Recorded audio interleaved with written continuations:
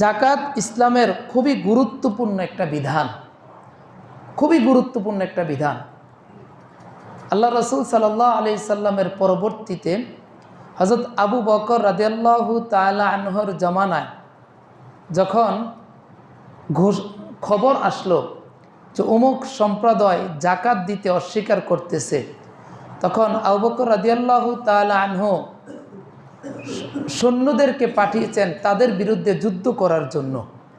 যদিও তারা মুসলমান ছিলেন, কিন্তু কেবল জাকাতকে অস্বীকার করেছে, জাকাত দিতে অনিচ্ছুক ছিল বিদায় আবু বকর রাদিয়াল্লাহু তাআলা আনহু যুদ্ধে সৈন্য পাঠিয়েছেন তাদের বিরুদ্ধে যুদ্ধ করার জন্য।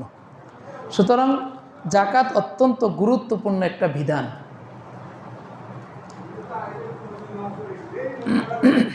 এখন প্রথমে আমাদের জাকাতের শাব্দিক অর্থ কী?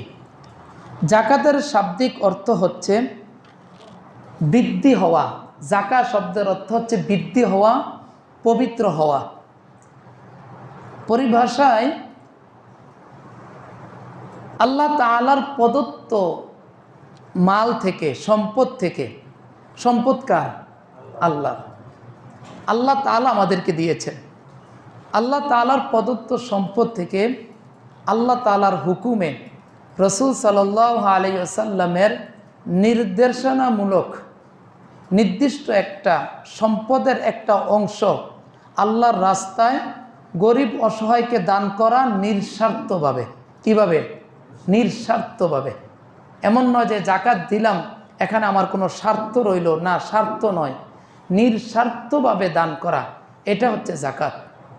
এই জাকাত প্রদানের মাধ্যমে আল্লাহ রাব্বুল আলামিন আমার সম্পদকে কমাবেন না, বরঞ্চ বাড়াবেন।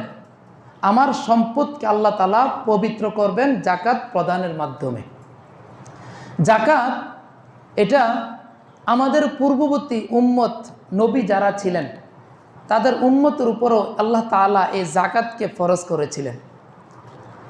তার ধারাবাহিকতায় আল্লাহ রাব্বুল আলামিন আমাদের উপরও জাকাতকে ফরজ করেছেন।